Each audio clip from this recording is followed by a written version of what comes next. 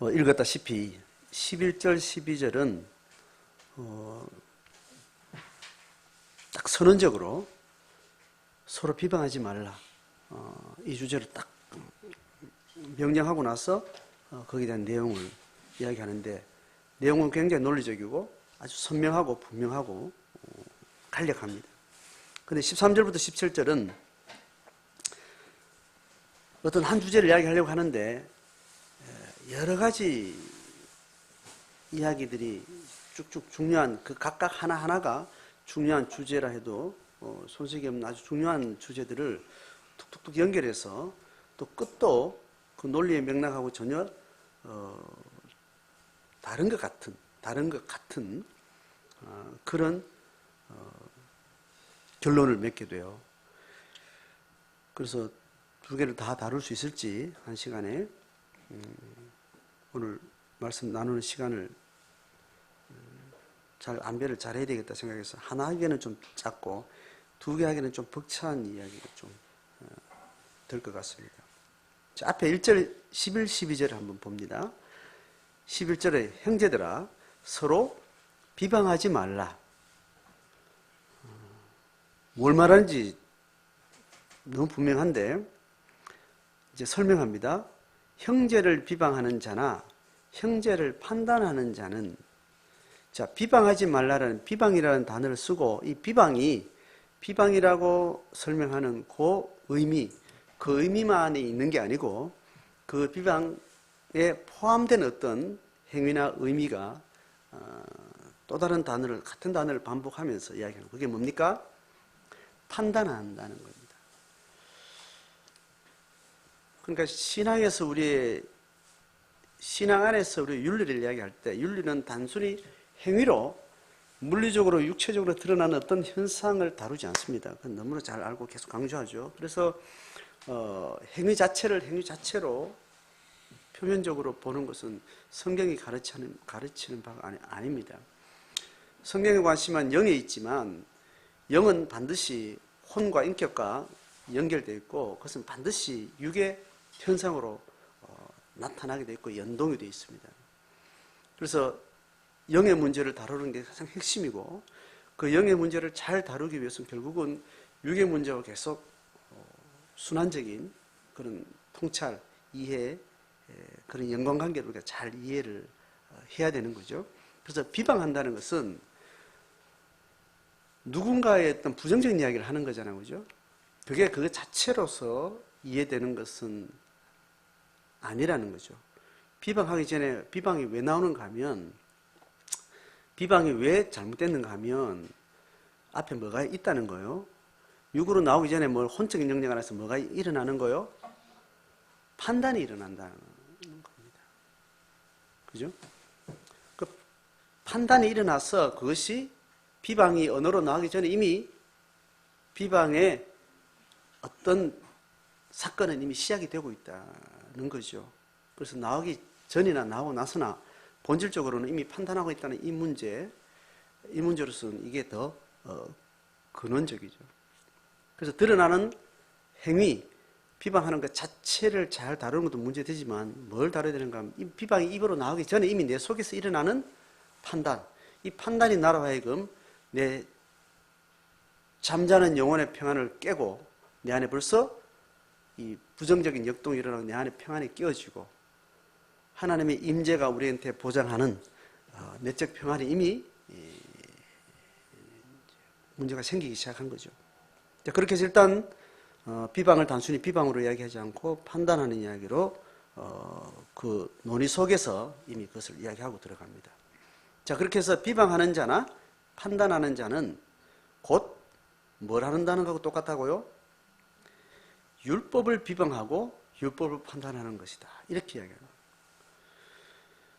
윤리적인 문제 이전에 신앙의 문제에 있어서 형제들아 이야기했습니다. 여기서 이야기하는 형제들은 신앙의 가치를 공유하는 사람들입니다.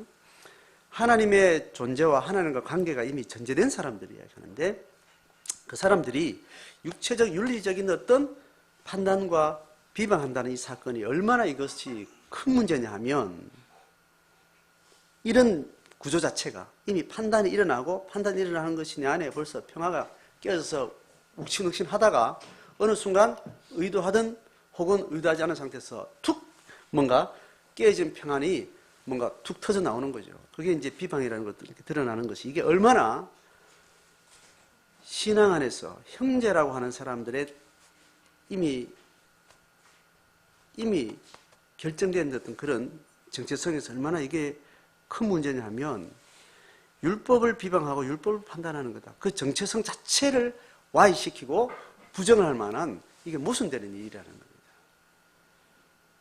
율법은 곧 하나님이요, 율법을 진 하나님을 비방하는 것이고, 율법을 진 하나님을 판단하는 것이고, 율법은 우리를 판단하는 하나님의 사고틀입니다.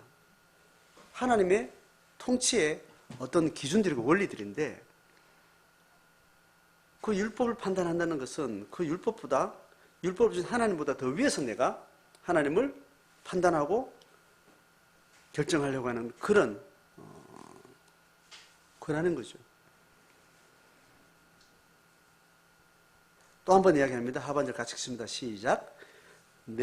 같이 시작. 내가 만일 율법을 판단하면 율법의 준항자가 아니요 재판관이로다. 자, 우리는 율법을 받은 자잖아요. 그죠? 하나님은 율법을 주신 자예요. 율법을 줌으로 하나님이 우리를 어떻게 판단하시고, 어떻게 다스리시고, 어떻게 통치하실 것에 대한 어떤 틀과 기준과 그 심정을 우리에게 주신 건데, 그래서 그 율법을 가지고 우리를 판단하고, 우리를 통치하시고, 우리를 다스리시고, 우리를 회복해 하실 일은 하나님의 고유 영역입니다. 하나님만 하실 수 있는 거예요. 우리는 그 율법의 기준에 의해서 하나님이 이렇게 우리를 사랑하시는구나, 하나님이 이렇게 우리를 하나 되게 하려고 하는구나, 이렇게 우리를 회복하게 하려는구나, 그 뜻을 알고 하나님을 받아들이고 하나님이 우리로 자유케 하시고 평안케 하시고 회복케 하시는 그 가르침을 따라서 율법을 잘 따라가는 준행자라는 거예요. 그런데 우리가 율법을 판단하게 되면 하나님의 자리에 올라가게 되는 건데, 그게 바로 일상 속에서 하나님과 전혀 상관없는 어떤 세상의 누군가와 어떤 대상을 향해서, 어떤 사건을 향해서 내가 판단하고 비방을 시작하면 바로 그런 일이 된다는 거예요. 이건 도무지 여기서 말하는 비방이나 판단이 뭔지를 이제 들어가서 성경 전체가 말하는 그거를 정확하게 인식하는 것이 굉장히 중요한 과정이긴 한데, 어쨌든 이거는 형제들로서는, 하나님 안에 있는 성도로서, 제자로서, 믿음을 가진 사람으로서는 이건 모순이고 불신앙이다는 얘기예요. 12절 같이 읽습니다. 시작. 입법자와 재판관은 오직 한 분이시니 능히 구원하시기도 하시며 멸하기도 하시니. 이건 누구라는 거예요? 뻔한 하나님을 이야기하는 겁니다. 입법자와 재판관은 우리를 능히 구원하시고 멸하기도 하시는 그 하나님입니다. 우리가 비방하고 판단하는 것은 영적으로 하나님 앞에서는 그러한 일이라고 이야기를 합니다. 하나님 안에서는 도무지 이것은 하나님이 우리를 부르신 목적도 상관없고 하나님을 부르신 축복도 전혀 아닌 어떤 그런 행위요 삶이 된다는 겁니다. 그래서 이야기합니다. 너는 누구기에 이웃을 판단하냐? 네가 하나님이냐? 이렇게 경고하는 거예요. 이걸 끝이에요. 자, 여기서 비방과 판단이라는 것은 굉장히 많은 이야기를 성경 전체적으로 이야기하고 있기 때문에 비방과 판단에 대해서 우리는 다양한 방식의 연구가 필요하고 지혜가 필요하고, 구체적으로 비방 판단 도대체 뭐냐, 이걸 공부하지 않으면 이걸 실제로 적용하는 부분들은 또 굉장히 오리무중입니다. 비방이라는, 판단을 전제한 비방이라는 것은 상대적인 관계 속에서 일어나는 겁니다. 대상 관계 속에 일어나는 겁니다. 내가 어떤 관계됐든 관계되지 않았던 어떤 대상을 두고 딱 판단이 되는, 판단이 긍정적 판단일까요? 부정적 판단일까요? 당연히 부정적 판단입니다. 그래서 그것을 제3자한테 하는 거예요. 뭐 요거는 충분히 이해가 되죠. 그죠? 당사자한테 하는 게 아니에요. 제3자한테 가서 누군가에 대해서 부정적인 이야기를 하게 되는 거예요. 이 비방이 왜 좋지 않는가 하면 신앙 안에 있는 사람인데 당연히 그렇지만 신앙 밖에 있는 사람도 이 비방을 하는 이런 행위, 이런 방식은 누구에도 도움이 안 돼요. 비방을 하고 있는 자신한테 도움이 될까 안 될까요? 좀 되는 것 같아요. 되는 것 같으니까 본인이 하게 됩니다. 경험상 그렇죠? 비방하면 또 비방을 공감해 주는 사람이 있으면 이게 카타르시스로 딱 이게 날아가서 그 비방을 하면 안 되는 것 같은 내가 지적인 판단이 있어도 비방은 내 감정으로 인해서 비방을 하게 되고 이걸 쏟아놓으면 비방하지 말아야지라는 이 생각으로 훨씬 더 이렇게 정리가 되기도 하고 하여튼 그런 효과가 있어요. 근데 그거는 근원적으로 전혀 도움이 안 됩니다. 전인격적으로 영과 혼과 육이 한 체계 속에 하나님의 통치 속에 살기를 원하는 사람에게는 전혀 도움이 안 됩니다. 그런데 윤리적 수준을 해서 내 안에 있는 평화가 좀 회복되기를 원하는 이 수준들이죠. 잠시 오는 평안, 하나님 주신 평안 말고 내 안에 화가 나고 우울하고 거북하고 이걸 좀 이렇게 진정시켜주는 효과는 있어서 신앙이 아닌 사람들에게 어느 정도 도움이 됩니다.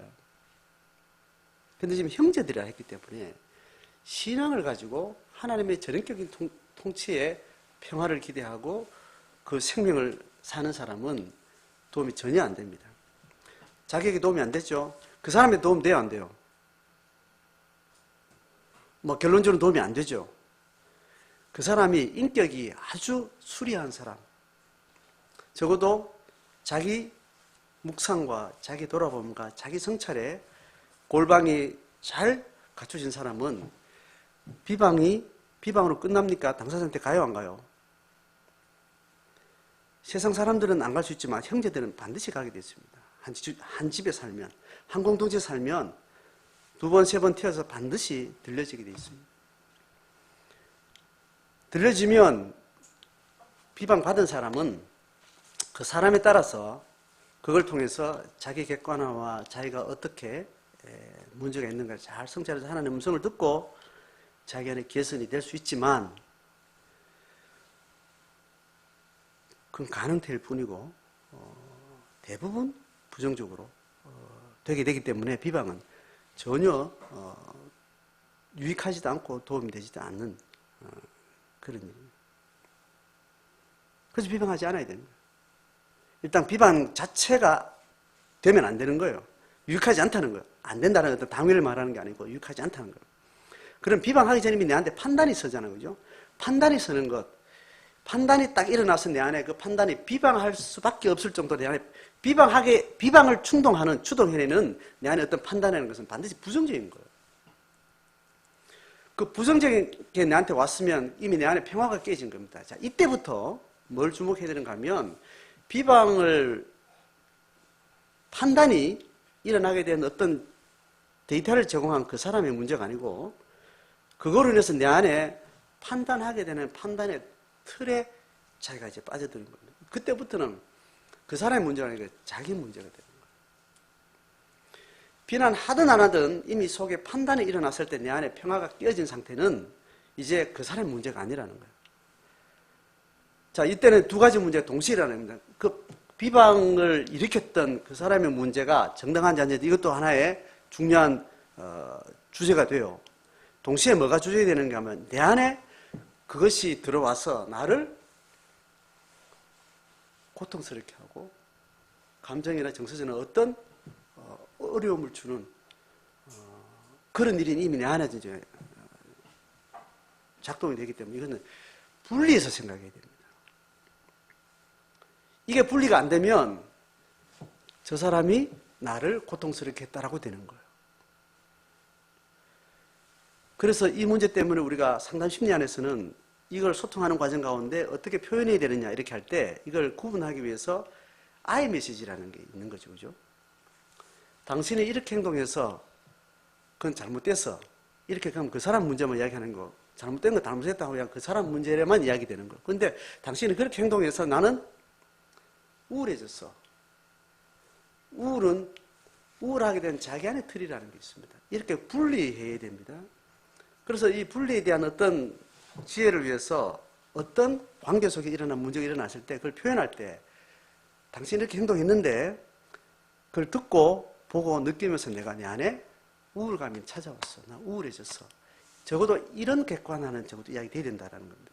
이걸 뭘 방지하게 하는가 하면 당신의 그런 행동이 나를 우울하게 했어. 의도하지 않았지만 그것이 내 우울의 원인이야. 이렇게 말하는 것은 아니라는 거예요. 그래서 우울했는데 그걸 듣고 내 안에 어떤 기준과 어떤 트라우마나 어떤 기준에 의해서 내가 우울감이 찾아왔다. 이렇게 객관적으로 표현하도록 제시하는 것이 I 메시지로 표현하라. 이렇게 이야기를 하게 됩니다. 적어도 이렇게 표현하면 자신이 그 당사자가 어떤 말을 했는 것과 행동한 거하고 내가 우울해진 걸 분리해서 생각을 하게 되는 겁니다. 그래서 이것이 분리가 안 되면 당신이 그래서 나는 우울해졌어. 내 우울한 책임 당신 져. 이렇게 되면 이분이 객관적으로 분리가 안 돼버리는 겁니다. 자, 이 관계는 이해가 되죠, 그죠? 그래서 적어도 상담심리 차원에서 일반인식 영역에서 보건과 상관없이 이런 어렵게 되는 관계가 일어났을 때 적어도 이것은 분리되어져야 됩니다. 이거는 기본이에요. 이거는 신앙 없는 사람 세상에서도 이거는 기본적으로 이거는 되어져야 건강한 인격이 보장되는 거예요. 그렇지 않으면 이걸 이제 어거지가 되는 겁니다. 당신이 나를 괴롭혔어. 이렇게 되는 거예요. 그 사람 괴롭힐 의사가 없었고 괴롭힐 의사가 전혀 없는데 당신이 나를 괴롭혔다라고 나를 괴롭힌 사람으로 규정을 하게 되는 거예요. 자, 이게 억지가 되는 거예요. 이건 이제 논리적으로 서로 객관적인 대화가 안 되기 시작하는 거죠. 자, 이 대화는 어떤 식으로든 이제 풀어지지 않습니다. 그냥 이런 사건이 있어서 그 일로 인해서 우울감이 찾아왔는데 그 이유는 내 안에 우울감이 오게 되는 어떤 계기가 있다는. 자, 이것을 분리하는 거예요. 자, 그래서 적어도 그 사람에게 있는 문제하고 이 사람의 두 가지 차원으로 비방의 문제는 해결돼야 되는데 그 사람에게 관계되는 문제 말고 내 안에 있는 게 가장 우선인 거예요.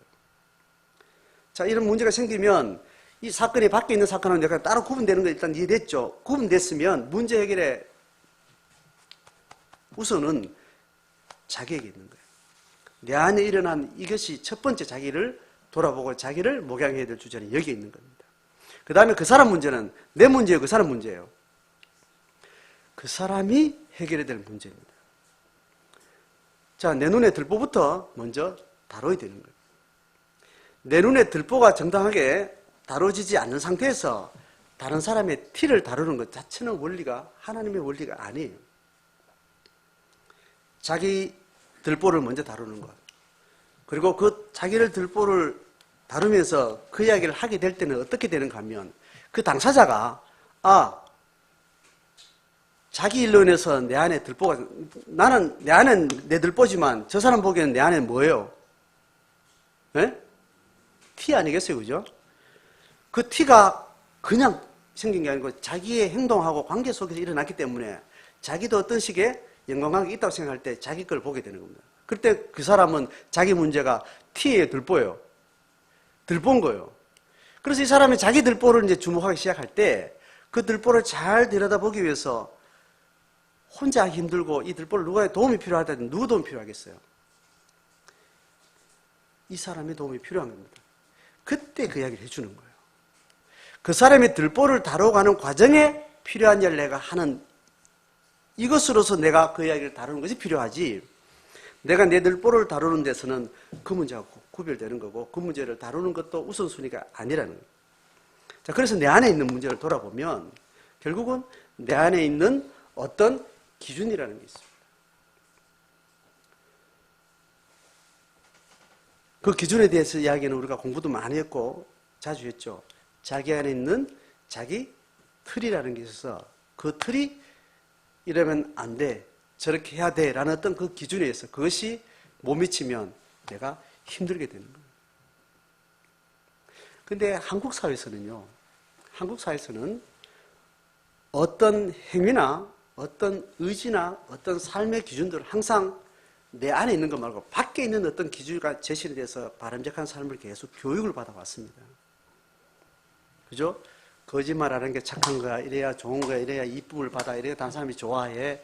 이런 기준을 윤리 도덕이라는 어떤 큰 가치 있는 틀을 통해 상당히 바람직하고 굉장히 좋은 가치인데 그것이 행위로 만들어지고 그게 문화가 되고 그게 집단 인격이 되어지는 그 과정 가운데 그것이 그 사람의 인격의 내면화를 통해서 그게 되지 않고 도출되지 않고 밖에서 주입되는 방식으로 계속해서 어떤 삶의 가치 기준들이 계속 우리한테 들어왔고 우리는 거기에 잘 순응하는 것이 굉장히 좋은 것으로 계속 경험되어 온 겁니다.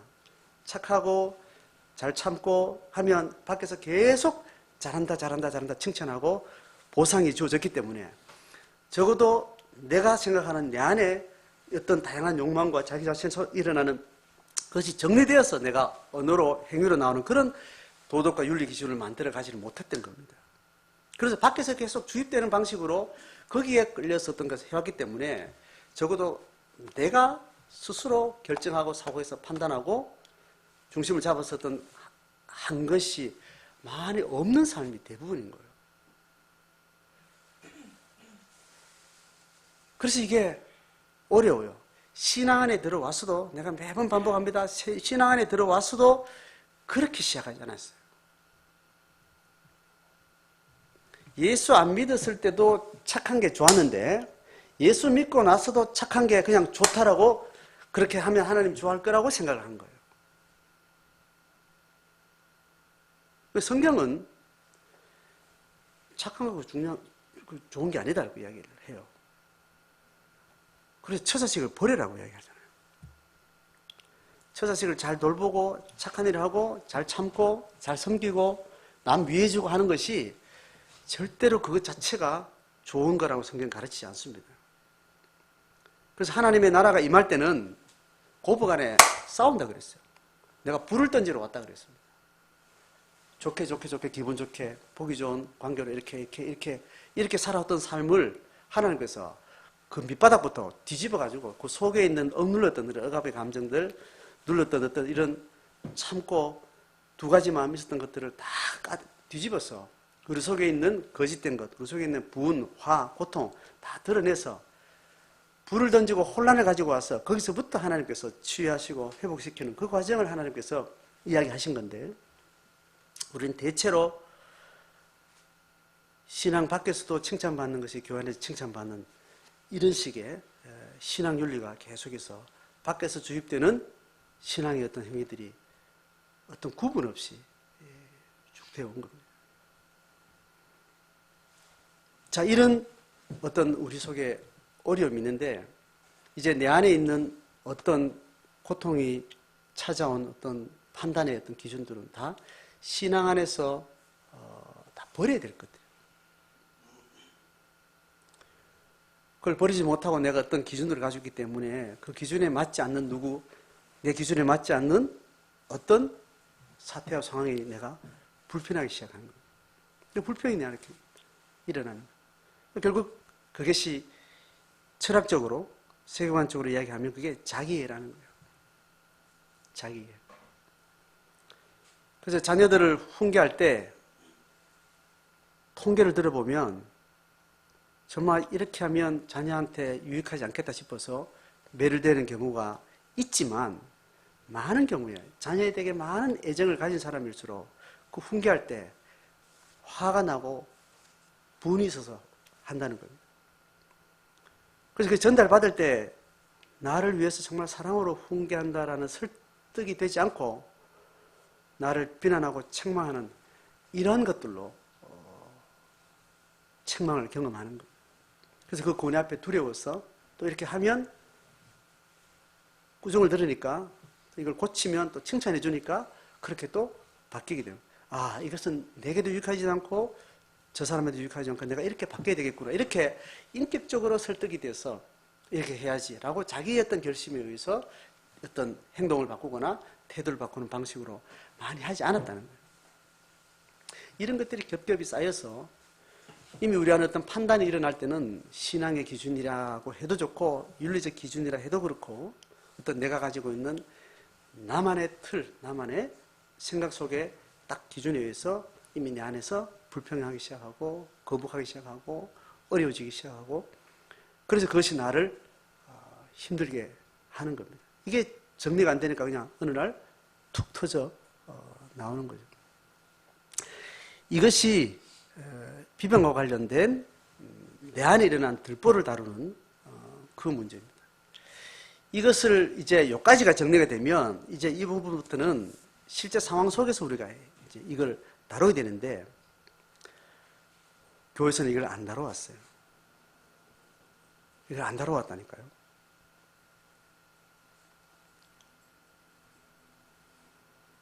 이거 다루는 거 제가 목회하면서 제가 못 배웠습니다. 일반 교회에서는 이걸 다루는 것들을 잘 해오지 않았어요. 그냥 방치했어요. 그래서 겉으로 보기 좋은 환경을 그냥 만들어 가는데 근원적인 것을 진단하고 하지 않았던 것 같아요. 자, 그래서 결국 보세요.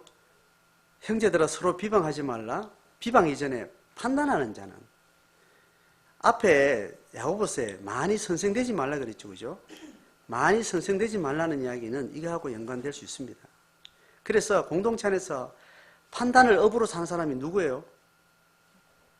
집사님이에요, 목사님이에요? 목사와 사역자들이 판단을 자고 일어나면 맨날 판단하고 있는 거예요. 판단이 업이에요. 제가 지나온 많은 시간들은 영혼을 사랑하고 영혼을 돌보고 하는 그 대전제는 있지만 그 모든 과정 가운데는 판단을 해요. 그런데 지혜는 이 판단을 포함하고 있습니다. 자, 그래서 여기서 말하는 판단하고 우리가 하나님의 나라의 길을 가는 동안 영혼을 돌아보면서 서로가 서로를 신앙으로 서로 세워가기 위해서 잘 관찰하고 우리가 어떻게 살고 있는지 잘 돌아보는 일들을 총체적으로 해야 되는데 그 기준들은 너무나 많은 것들로 성경이 우리에게 가르치고 있는데 이 내용은 여기서 말하는 판단하고 다른 용어로 구별을 합니다. 그게 뭘까요? 분별이라고 성경은 다르게 이야기합니다. 자, 판단은 내가 가지고 있는 어떤 틀로 인해서 딱 규정해서 그 사람을 딱 결정을 해서 그것이 긍정적인 것보다는 더 불편하고 화나고 우울하고 부정적인 어떤 것들을 반응을 만들어내는 어떤 기준들이 그 속에 있다는 거예요. 분별은 뭐냐 하면 하나님이 정해준 율법의 기준에 의해서 우리가 영혼을 진단하고 어둠의 권세가 우리를 거짓된 방식으로 우리를 속이고 우리가 신앙의 길을 가려고 하나 그것을 그르치게 하는 많은 유혹의 과정을 통해서 우리를 계속해서 헷갈리게 만들고 의도하지 않은 거짓 속에 휘말리게 만들고 그런 총체적인 이 선과 악의 이 접전 현상 안에서 우리가 하나님의 지혜로 성령의 영감으로 이걸 잘 구분하고 잘 분별해서 하나님 우리가 가르치는 길을 잘 따라가기 위해서 우리는 이 작업이 아주 고도적으로 고도의 이런 작업이 우리한테 필요한 겁니다. 그래서 판단이라는 어떤 행위, 어떤 기준 틀하고 성경이 말하는 하나님의 뜻 안에서 분별해야 되는 어떤 가치, 기준들은 따로 구분이 되어야 됩니다. 그래서 분별을 위해서 늘 깨어 있어서 영혼을 돌아보고 그 사람의 말을 듣고 삶을 지켜보고 또 소통하고 대화하는 이런 과정 가운데 이 은사를 가지고 목양을 하고 목회를 하고 또 섬기는 이 사역자들은 이 분별과 판단을 잘 구분해요. 그건 똑같이 성도들에게도 마찬가지입니다. 한 그리스도의 몸된 관계 안에서 우리가 내 삶을 하나님 앞에 각자가 잘 살아가도록 서로 세워가는 합의된 관계 안에서 누군가의 말하는 행위 자체가 내 안에 데이터로 들어올 때 기준은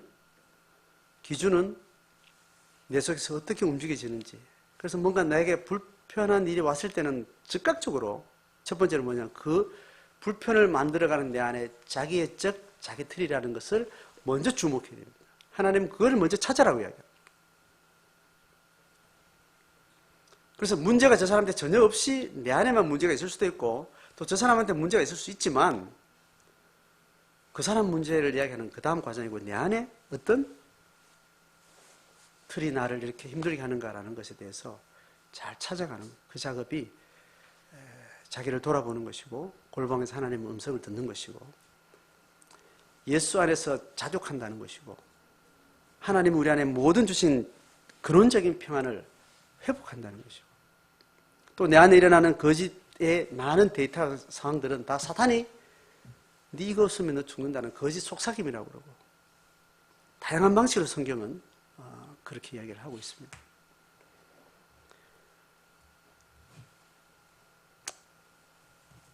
가을 공동체 생활할 때 메노나이트 교회의 목사님이 주제 글을 적은 걸 가지고 우리가 함께 읽었던 것을 여러분 기억하실 겁니다.